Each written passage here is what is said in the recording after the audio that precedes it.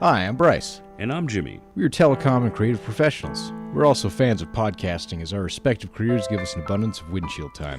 While there is a podcast for just about any obscure topic you can think of, there was no regular podcast pertaining to Montana politics. And that is why, with our combined powers, we are Montana Voices Podcast. We strive to be an independent voice for all issues pertaining to Montanans and Montana politics. We also strive to be very forthcoming with our personal biases as we attempt to see beyond them.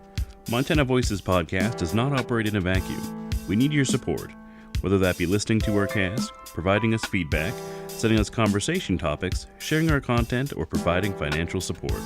We look forward to a long career in podcasting with your added assistance. Well, welcome to episode 36 of Montana Voices Podcast. Havre has it, or I guess in our case, Havre had it, because we are no longer there. Yeah, we had intended to have a full cast, potentially even live. We were looking at even doing it on the city steps to Havre. We were going to try and do it somewhere historic at the very least. You know, even the American Inn, because that's a pretty historic place, we all feel, in Havre. And I don't know, the Best Western's pretty nice, but maybe the American Inn takes the cake. Best hotel in Havre, American Inn, not American Inn. It's American. Although, I must say, after my trip, I beg to differ because I ended up staying at the Super 8 and surprisingly phenomenal. We'll be staying there next time I go to Havre. So anyways, we meant to cast there, but we ended up not being able to because we got way too drunk. Oh man, you check into the American and there's open taps right there. You get your cups from your jars from the it's like a mason jar from the front desk lady, and you're good to go to town there. So yeah, we were going to do some video, had all sorts of things planned, but you know, when you're in Havre, do as the Greek do, I guess. Yeah, we certainly had a great time there. We'll be looking forward to going back to it. So. Anyways, yeah, let's jump right into it. Our old issues, these are actually from 2 episodes ago, since our last cast was with Jasmine Taylor, who's hoping to be the gal for House District 22, and that was our last one, so be sure to check that one out after you listen to this one, because we had a great conversation and a great time with her. Indeed, it was very fun. I don't know if I mentioned it on the cast or not, but the house that we were in there had bees in it, contained, but like it was like a bee farm that they had rolling, and like that was way cool. Well, they're doing the Lord's work, and there is about 1 minute or so of not so optimal audio as the trains were upsetting the dog kennels. I mean, House District 22, that is the Vaughan sort of rural areas there. Without giving away location, I mean, railroad tracks, you can't figure out where she's at from there. But that is, an area for that. And I don't even notice trains, because also here in Missoula, I live next to trains. And so unless that's popping up in my audio and causing me some trouble, I don't even notice them. Fortunately, BNSF usually wins these arguments, though, as far as keeping noises down. So... our hands are kind of tied on this. Anyways. In fact, our entire neighborhood is a non-noise ordinance neighborhood because of our proximity to the trains. So you cannot make a noise complaint in this neighborhood. The police will just tell you it's a noisy neighborhood. Wow. That's mighty convenient. Yeah, for some people. A friend of mine used this loophole to play his trumpet underneath a bridge for 3 a.m. or something. Maybe that's not what they had in mind. Oh, that is so Missoula. Not threatening, not harmful, just extremely annoying. I asked him about it. I was like, well, how do you're next to some houses, how do they feel about this? He's like, they don't really have a choice in the matter. But oh, that's hilarious. Well, Havre had it, and our B-roll that's running with the video, if you're watching this on YouTube or on Facebook Live, is a trip through lovely Havre, and we get to see the downtown, uptowns, even the agriculture school over there, Montana Tech. Or no, Montana Tech's Butte. What do they call this? Northern? Excuse me? Montana, MSU Northern. Yes, that's it. which is one of the premier agriculture schools in the world. I We think said, it is. Don't quote me on that just yet. Let me oh no, look that I'm just up flat here. out saying it. I know the people come from as far as Yeah, Australia to study totally agriculture Havre. in Havre. I mean that's the it that Havre has on top of the buffalo jump and um, geez, what's that cheeseburger place that they have there? In Havre, there was a cheeseburger place and I didn't go to it. Oh yeah, you didn't know about it? No, I didn't. Oh geez, Rods, Really? Rods Drive-In. Well, Oh my gosh, I'm so sorry. I should have mentioned this. Yeah, no, because this would be a place that you would have wanted to hit up. you're absolutely right. Could have made a video for it for a completely separate channel. Well, Jeez, I'm feeling much remorse now. I as you apologize should. about that. I'm sending you a link right now. Excellent. Well, let's dive into. We can't overlook this issue. I kind of didn't want to talk about the COVID-19 or the Wuhan or the Corona, whatever.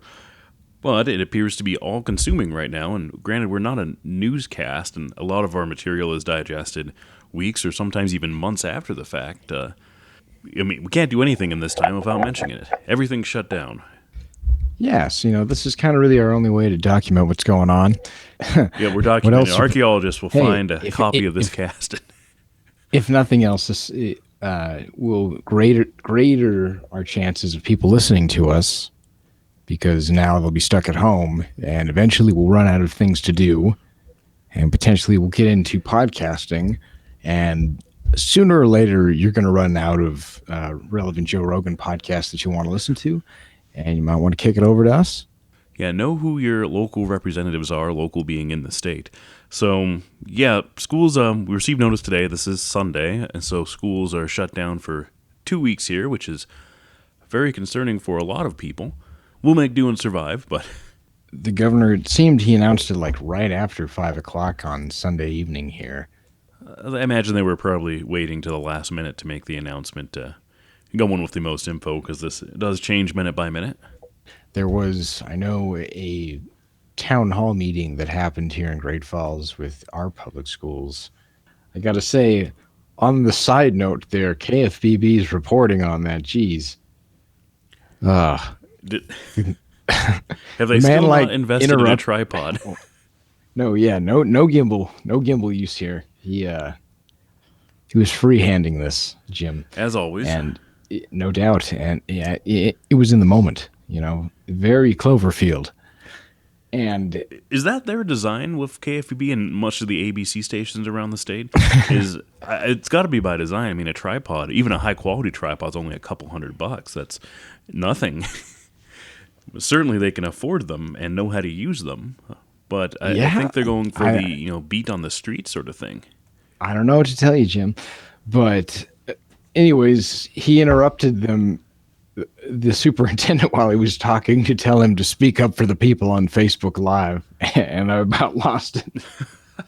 If you were streaming if you had a mic plugged into your cell phone, you could make those adjustments. I know from very direct experience that that's, jeez. Yeah, I really feel sometimes like maybe an email over there would really just end up putting them to the grindstone as far as like, geez, did you guys learn how to film at all? And then they're like, well, yeah, I kind of like, you're not using the mics. And watch, I'll bet you they have them, but they just don't want to take them out of the vehicle. Maybe there are hassles. And this set is up. how the Sometimes supervisor you charge finds the out. batteries. It's a pain. Well, speaking of news and news stations, I mean, I think the CBS stations are pretty much the leaders. NBC just recently, within the last 5 years, got back into news here in Montana. A few exceptions to that. I think Bozeman and Billings never shut down their news departments, but NBC Montana Now, I think they're called. You tune in and this middle-aged gal is there. When you first tune in, you're not sure if you're watching a televangelist or the local news. Isn't that, I don't know, a lot of times because those have different markets compared to sometimes the ones that Well, I thought they I've did it seen. there was one central newscast for at least for NBC for most of their markets. So it's those two people no matter where you are. Exactly. I know that believe it was the afternoon show for CBS used to be like that. Montana this afternoon or something it was called, but it would just like kick it over to the billing station and like get broadcasted throughout the state. I'm gonna ask if these people are even in Montana. Probably, I would think so. Maybe. Well, maybe we'll have to watch a few newscasts and see how they pronounce Helena or Havre. Or, Yeah, I'm pretty certain they're here. They might not pronounce it right if they're new, just because a lot of times, you know, a lot of times when they're reporting on these places, it might be the first time they're hearing about it. But with time, they'll all figure it out. well, let's get back into Havre. Sort of the question is who represents Havre and what is Havre all about? Havre being on the High Line, if you're not there, you might think it's this conservative community like a lot of the High Line is. But I found that they have a lot of diversity in their representation, especially for the districts surrounding Havre. And as far as where we get this info of who represents who and which House districts are where, that is LEG, legal, or legislature, excuse me, .mt.gov/map.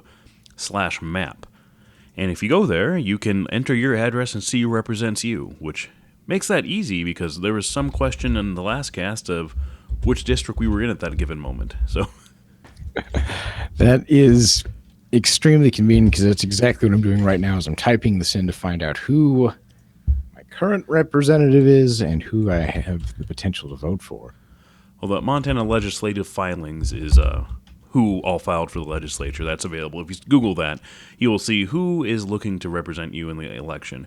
If there's more than one person from a party, there will be a primary, which it sounds like, speaking of our last cask, that Jasmine and was that Matt Raines are going to have to battle it out in a primary? Yeah, I believe so. Is Yeah, and then whoever wins that would then go up against Lola Sheldon. Yep, that's correct. Yeah, Yeah. so at various stages. Okay. First opponent will be Matt Raines, and it's I don't know. I'm sort of gauging, sort of that area. Granted, I don't live in House District 22 and never have really, but it is a mostly rural area, and some of it, like I said, in Vaughan, and then it goes a bit north from there. But it might be hard to beat a guy with a cowboy hat with progressive ideals. So we'll be watching it closely. Yeah, and a lot of this isn't even necessarily like a good portion of it is Great Falls, but Well, it's you know, isn't it it, Eastern there's Great different. Falls, far east? Um, Far west actually. Oh, I'm getting them mixed up. Yeah, Men never ask for directions, which and is then it looks like Black Eagle on up into like Anaconda Hills. And then let's see, Riverview, and I'm trying to see what the dividing line is here. it's up there. There Six is a map that you can see, and it's looks like color Sixth coordinated. Street. Oh, so Yeah, it's Sixth a Street decent is chunk of the Great divider. Falls. Yeah, I'd Anyway, say it's pretty big.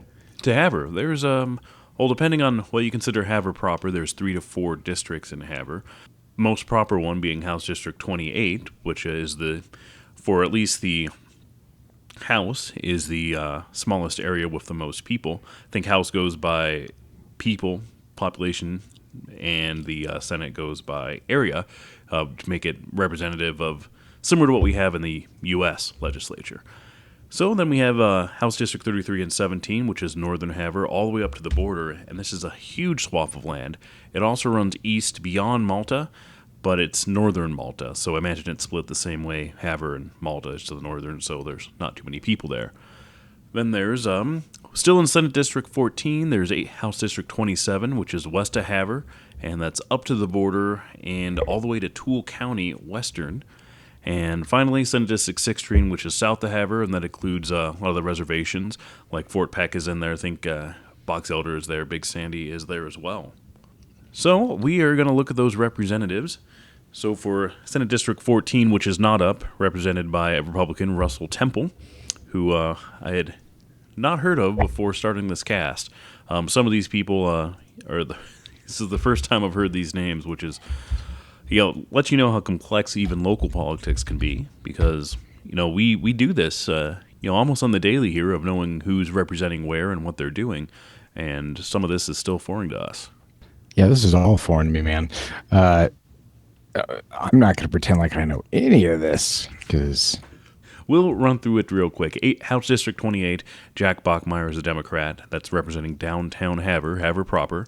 And looks like Jacob Bachmeier did not file, so it's going to be up between Ed Hill, who is a conservative Republican, and Crystal Steinmetz, who is a Democrat and a reporter who used to work for the Hill or Havre Daily News, I guess, or Hill, whatever. But going to be hard to beat Hill. I mean, he's named after the county. Jacob Bachmeier. That was the yeah, he was the kid who was like way young. Yeah, he's like 22.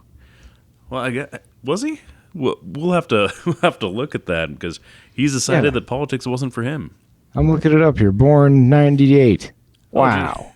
Well, let that be Wow. inspiration to some of you guys. I mean, It certainly is. Like, I asked Jasmine Taylor on the last one if her young age of 30 something, I forget how old she was, 30 something though, but this 22-year-old, geez. jeez. Yeah, no, this putting in for office when in the 8th grade, you know? Like, It's like I won the high school prom and then, I sort of liked winning and it was all uphill from there.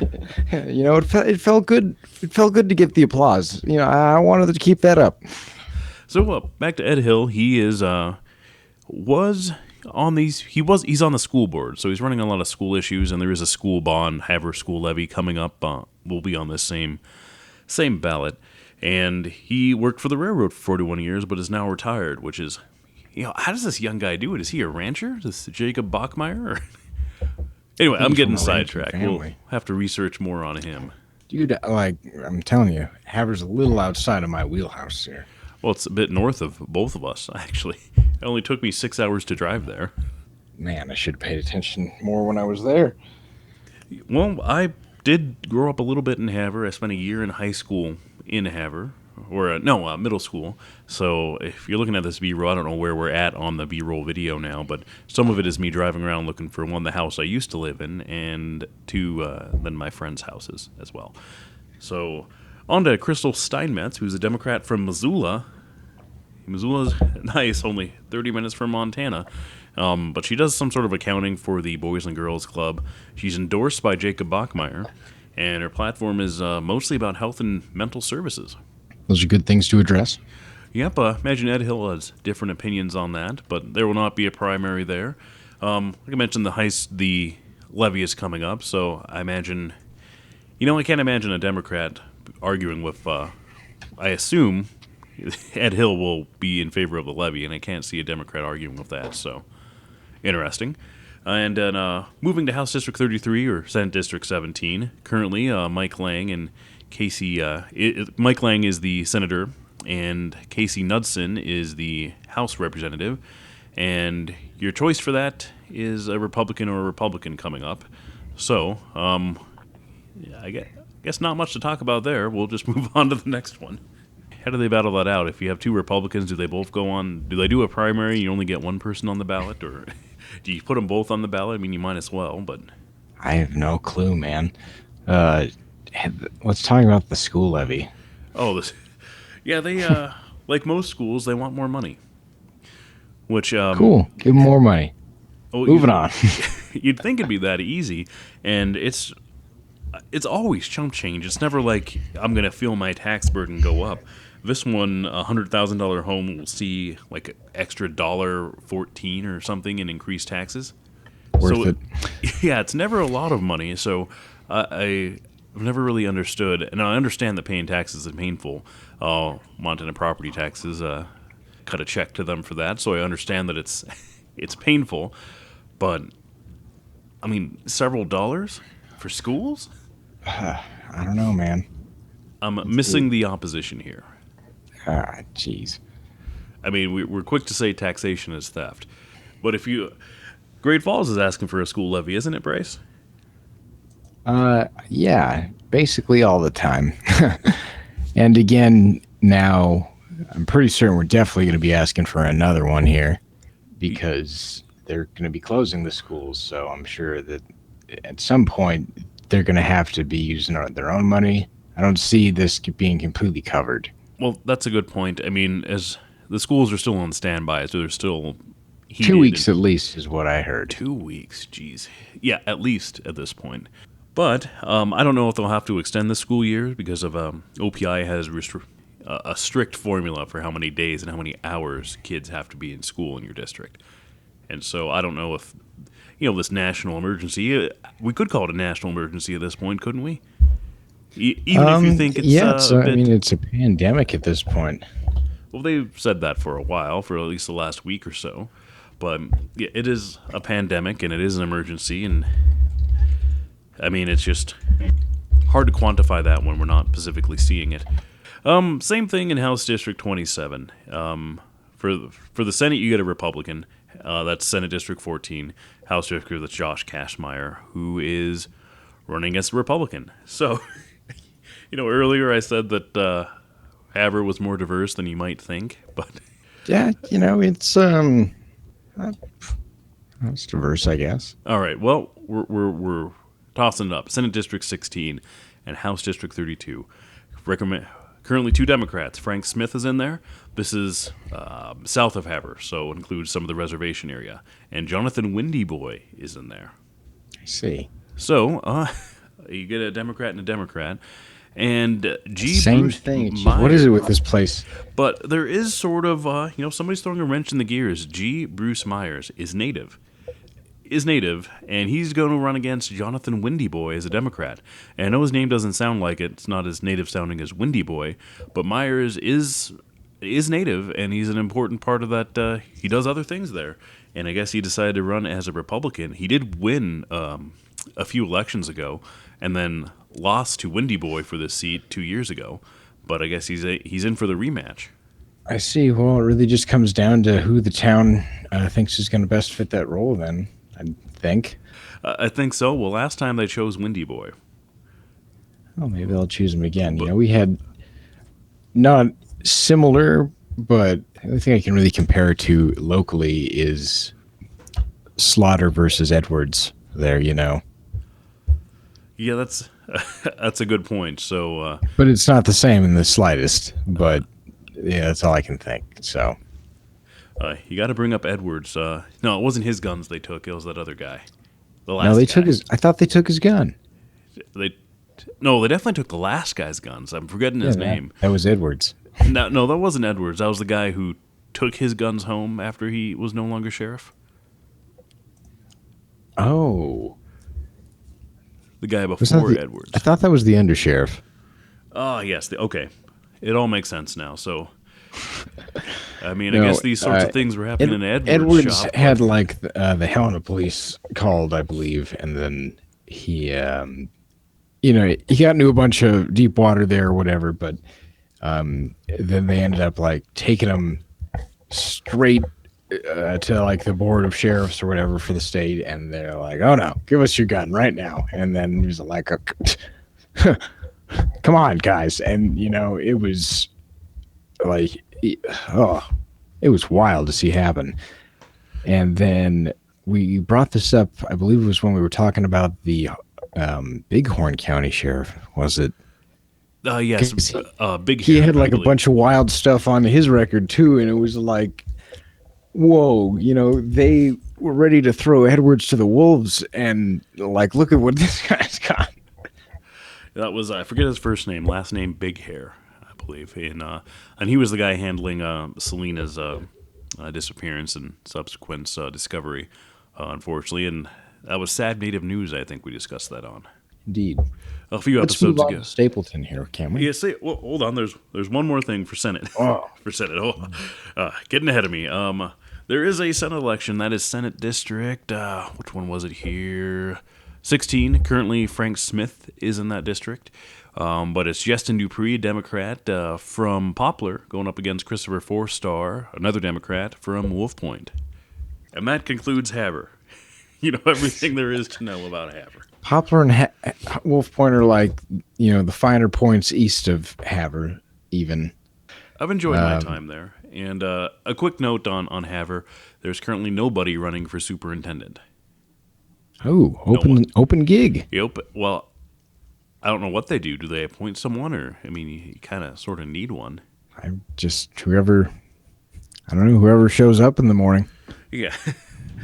Guy who just gets the paycheck. So I mean, shit, maybe the gym teacher finally steps up to it there, and opening day, he just ends up being the guy sitting in the office, Yeah, and well, they kill him. let's get on to our new things. This is a bit dated because this is involving the Little Shell tribe. So that's a. I I mean, this swear to was. God, we talked about this. Did we talk about his statement on this? If he did, I was drawing a blank when Jasmine mentioned it in the last episode. I was like, he said that, Did and I thought it was at first. I thought it was partisan talk. I was like, all right, you're running as a Democrat. You gotta sling some mud over at Stapleton on the right. But then I looked at the no, things he because yeah, said, this and was right no, when we started talking about what Lola said about the firefighters, right? yeah, just his comments that it doesn't matter who was here first, and some other people are reading that it's anti-Semitic and such. I don't know if I don't know how the Jews are involved in this between Stapleton and Little Shell. Yeah, it was incredibly insensitive and incredibly insulting. I think. Yeah, he just made some comments about who was here first, and talked about assimilation fading away, languages and species for some reason, because natives are a different species. Sarcasm there, Bryce. So that was a quote from him. Species, languages, races all adapt or Oh my assimilate, God, or they fade away. That is a quote from Stapleton. Jesus, With the that was in an email with the subject line, "We were here first." What in the that world? seems. Oh, geez, Stapleton. Anyway, I just don't know if I had any. Did we already cover that, or did I just block it out of my mind and I'm I don't know. Maybe we surprised argued again? about this at one point, but like that was just messed up. There's not Let's much to go on argue or here. defend. Bullock. Yeah, Bullock. One of the worst parts of talk about late bloomers. Bullock. Well, yeah, I don't know. This seems small fries compared to where he's at now. I mean, I think He's the coming out ahead in governor. this and looks better for his handling of this whole virus ordeal. But the Republican Party filed an ethics complaint against Bullock, accused him of usually illegally using state government resources during his campaign for president, and it This is just like tradition, isn't it? tradition, and apparently they used also multiple official state government social media accounts to campaign for office, according to the filings. But I mean, okay, like I said, tradition. Everybody's doing it, and Well, I don't know if that makes it right, but no, it doesn't. But still, for everyone to like start freaking out about it too, it's. Ugh. not everyone, just the Anyways, RNC. when I said late bloomer, I wasn't talking about his response time to the virus or anything. I was talking just about his campaign and his new campaign on top of that, it sounds like, for Senate. Well, I think this is going to look good for him, provided something doesn't get severely botched in his handling of this. Yeah, that's what I read too when I was looking at Facebook, that a lot of people were saying that he was just doing this as a play to get, good points for his Senate race. And all I could think is like, well, that's a, great motive, I guess. Right. Well, speaking of a Senate race, he's almost a lone wolf.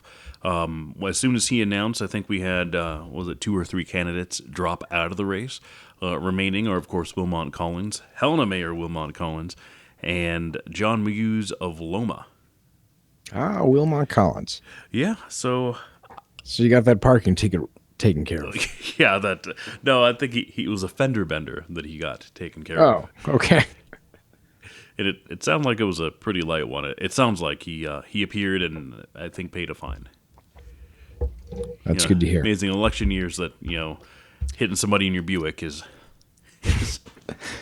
Yeah, if you hit another vehicle or, if you throw a person to the floor, it doesn't matter, yeah.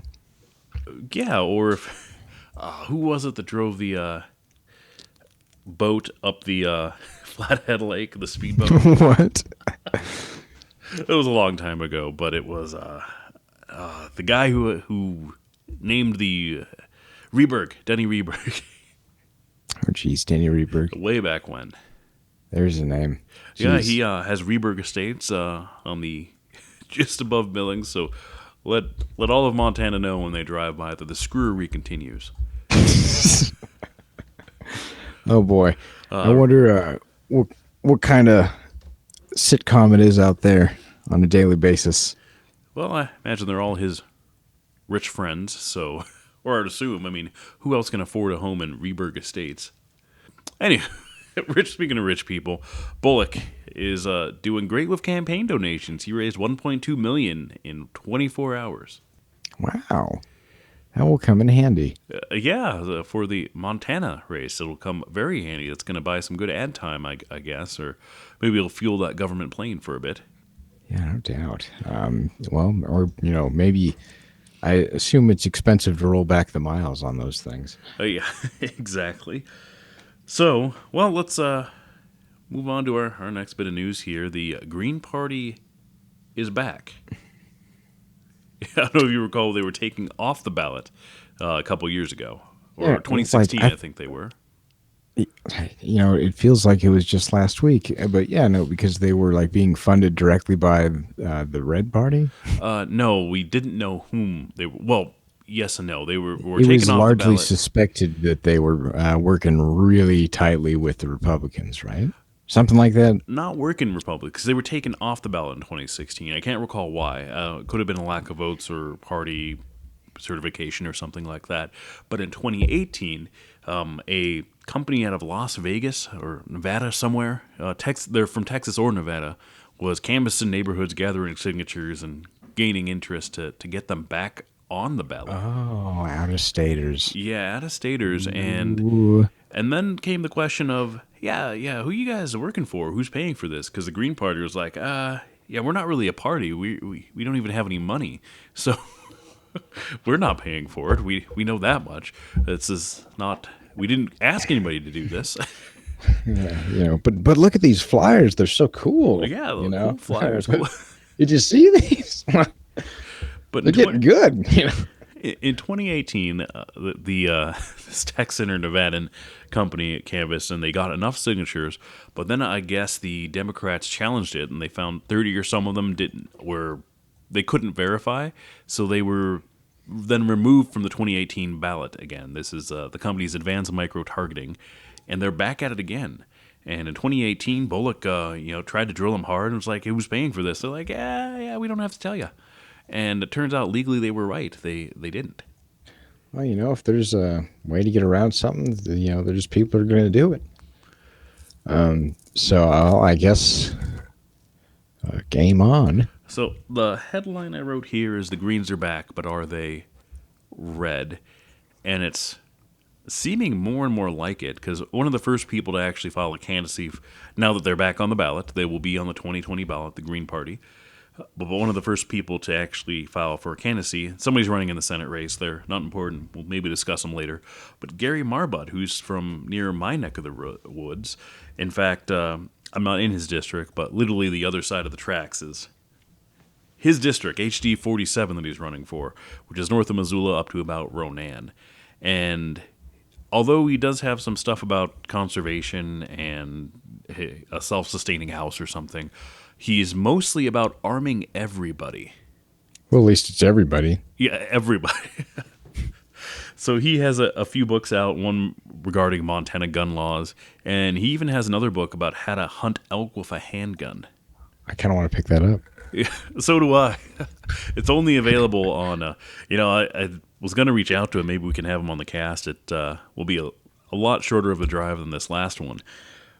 But I don't know. Oh my gosh! Like, just to hear, I mean, and I was gonna grill him, because he points out on his website that he's a very, very avid Nook reader. He loves his Nook. He reads lots of books. That's one of the things on his website. He's read 1,000 books this year or something.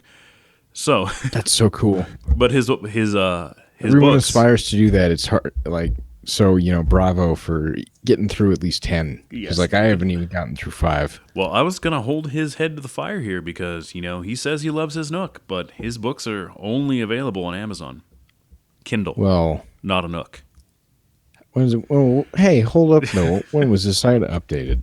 It looks like it was made in GeoCities. Okay. I think you need to potentially give this man a pass in this regard. I don't know. These are the tough questions we need to ask. Even still a thing right now?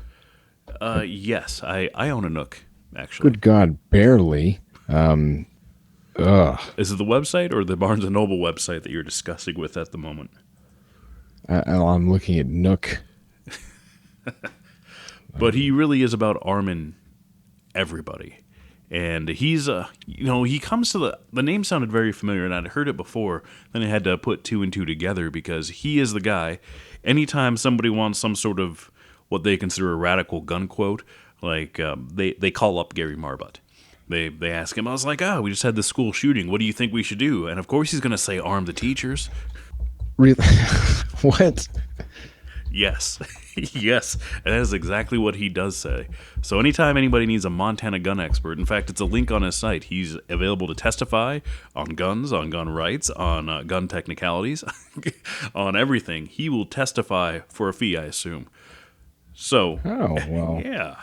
I mean, you always see people show up on like CNN and Fox News, and anytime there's events, they always have these, people that are, specialists or enthusiasts or entrepreneurs or whatever.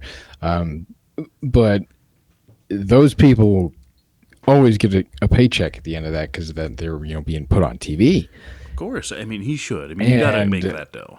so that's of course he's going to put out his you know ability to work there for that.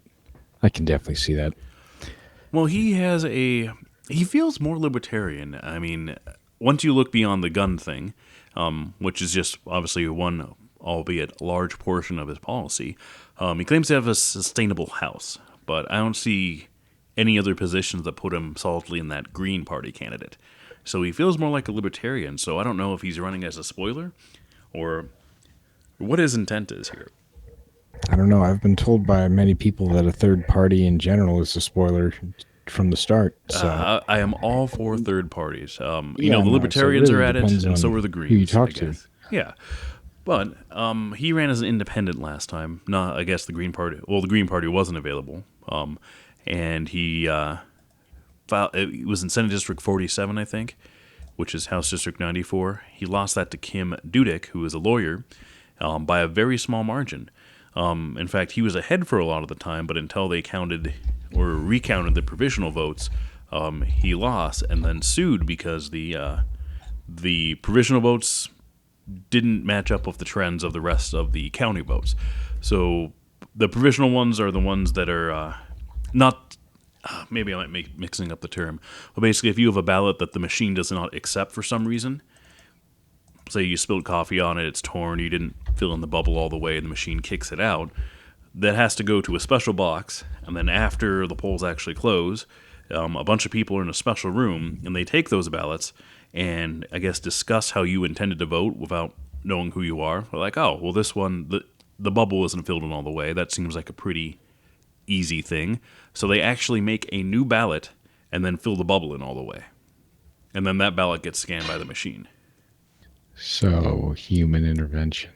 Well, as needed to count these votes that weren't counted by the machine. So they're not getting double counted or anything. It's just, I mean, it's not supposed to be transparent. It's supposed to be super secretive. But there's like a party of like 10 people that are doing this, and they're all watching each other. So seemingly there's no room for human intervention when you say it like that. But the margin was so small. I mean, at one point he was ahead by votes. Then the margin shrunk a little bit. He was ahead by one vote, and then lost by several hundred in the final stretch. Yeah, that feels that's very sour, just on the buzzer there. But he argued that he actually sued over this, but the provisional ballots should have matched the trend of the rest of the district, which you would think they would because they're a random sampling of ballots throughout the day of everyone who, like I said, whose ballot didn't get counted through the normal means. So he sued to force a recount of the recounted ballots, but that got struck down, and then he called it quits in there. So Wild. that is I don't, is that the worst way to lose? I'm not sure.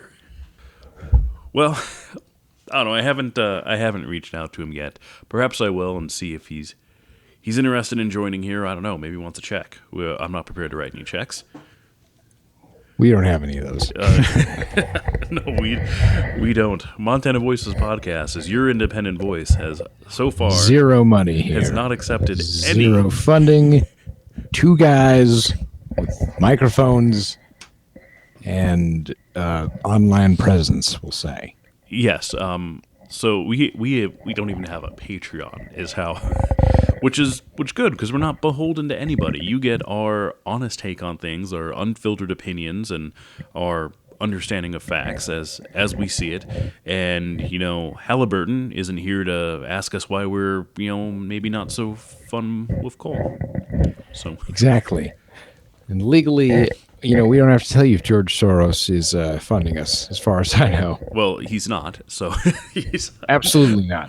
Clearly. we are funding us, which is we really should do something because these setups are not cheap. Microphones cost money, transportation costs money. We got mixers, computers. We advertise ourselves. That costs money. Our platforms cost money. So we are deep into the red. We're so deep in the red we can't even afford to hire an accountant to know how deep in the red we are. No, that's pretty bad. Anyway, we do this as an art, so we'll let it slide. All right, moving on. The last bit of things here. Gianforte has chosen his running mate, which is Kristen Juris from Great Falls. All right. Lieutenant Governor Juris, who has run before. If that name sounds familiar, like I said, she has run before. I think it was a Senate district. Don't quote me on that. But she is, of course, a prominent lawyer in Great Falls. And for about a period of 10 years was teaching law over here in Missoula at the university.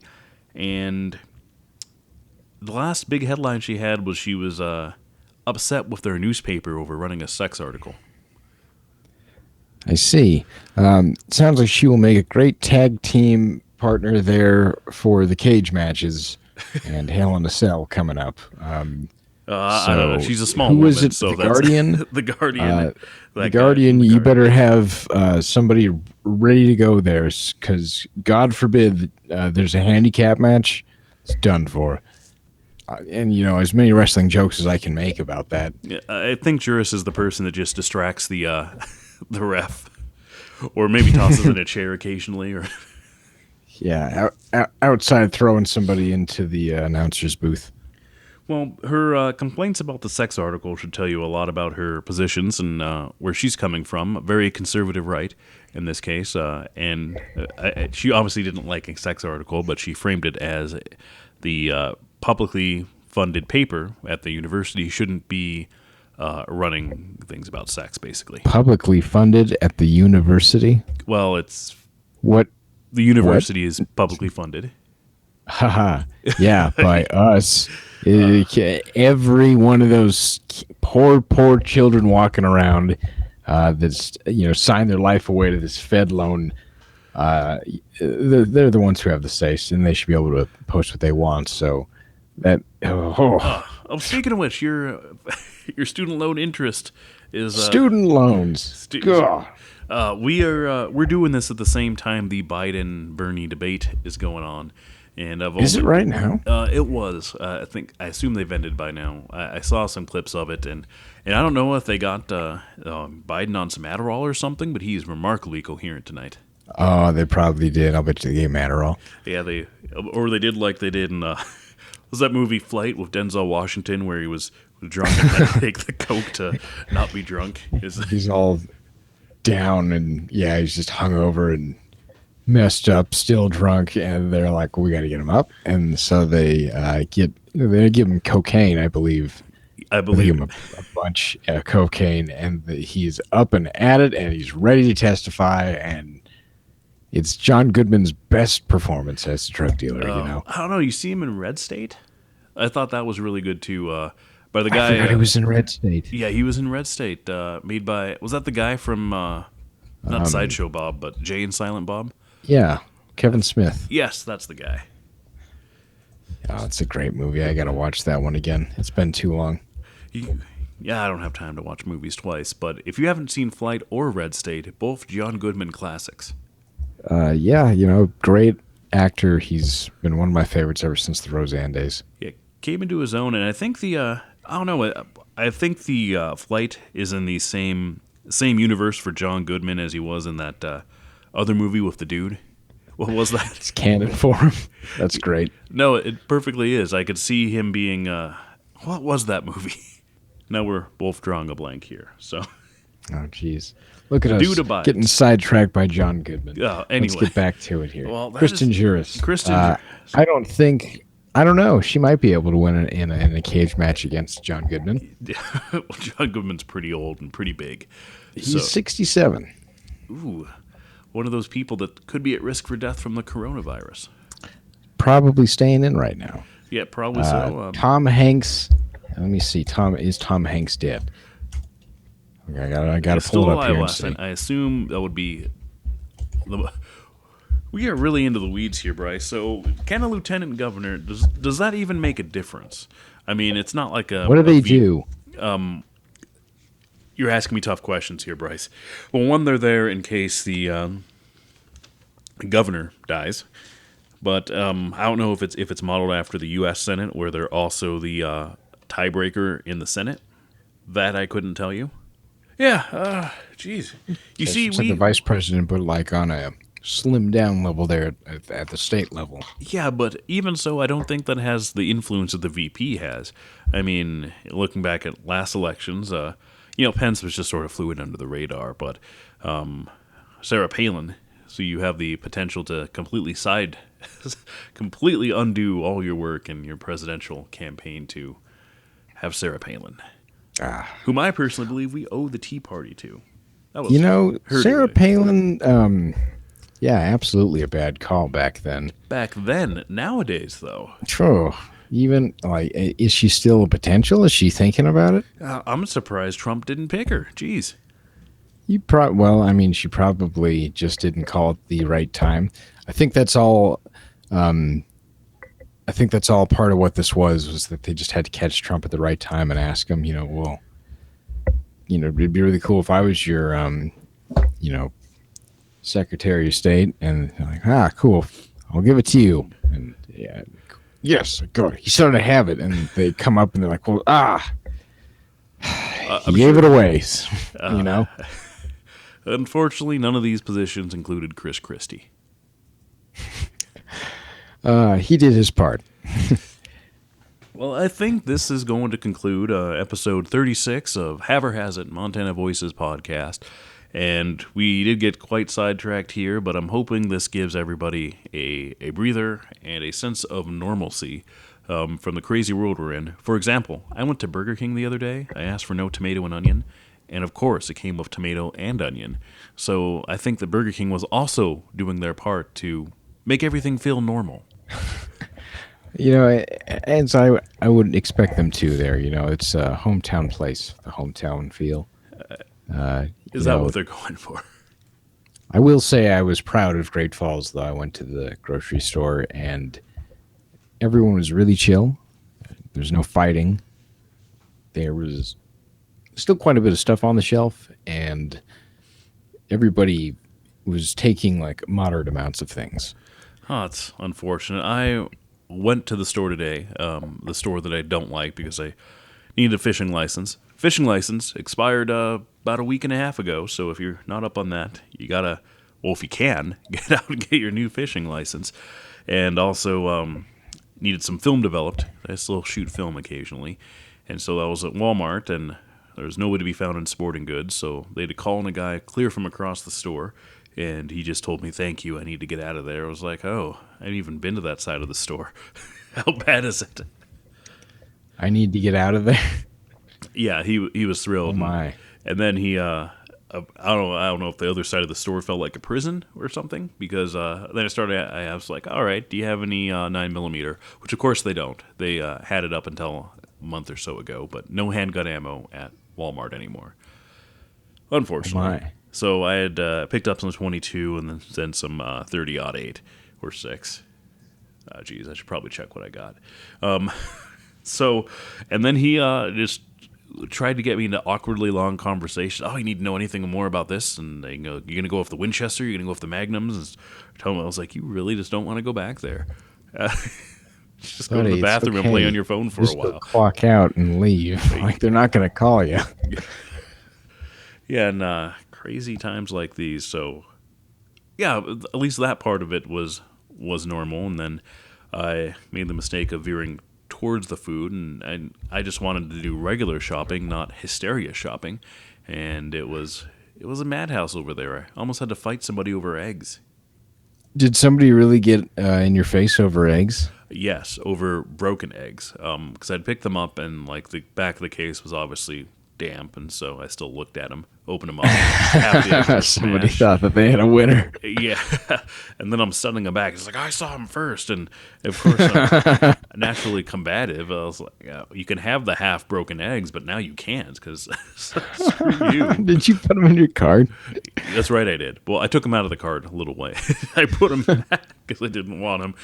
It's like we'll survive without eggs for a bit. We'll be Oh, I fine. was gonna say, did you get better eggs or did you give them to him? I don't know if he picked them up, but he said some He very followed you. unkind things to He me. was ready to follow you to your car. Oh, jeez. Yeah, I wasn't suspecting that, but he I should check. I don't know if we have eggs right now or not. I got ramen noodles. I made oh, sure to well, get some of those. yeah, you And, should be fine then. Ramen will keep you straight. got ramen. I believe we got some milk and some water. I got a case of water because that was all there. Couldn't believe that. The only thing that was gone at the grocery store was the toilet paper. Yeah, well, I hadn't needed any since this whole thing started, but we eventually will. So I did want some, but it's not happening. So let's Yeah, me too. a quick segue before we actually end. Let's talk about preparations. I mean, 2 weeks. Schools are out for 2 weeks. I imagine I could foresee an event where people are quarantined to their homes for a couple weeks. I don't think it'll be like you can't leave to go to the store, though. I don't know. Do you think they would pull something like that? Well, I think Italy is doing something like that right now. They're allowing people to go to the store, though, I Are they? believe. Yeah. Oh, well, non-Tana, so Let either me way, check because I know that things like Wuhan, I'm pretty certain things are fine there now. yeah, this thing sort of blew over. It just needed to. Well, it's been a month or so.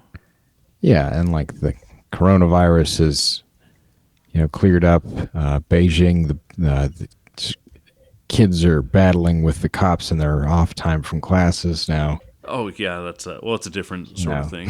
Not even a virus can keep that down. It's just a thing you do. You go there and fight authoritarian Fight the man. governments, and yeah. So Well, let's get this one in the books. If you would run me through the business here. Once again, the part of the cast that we could just record and play like we have done before. But plug straight in here. We might as well while we still have the bandwidth to do so here in our quarantine state potentially.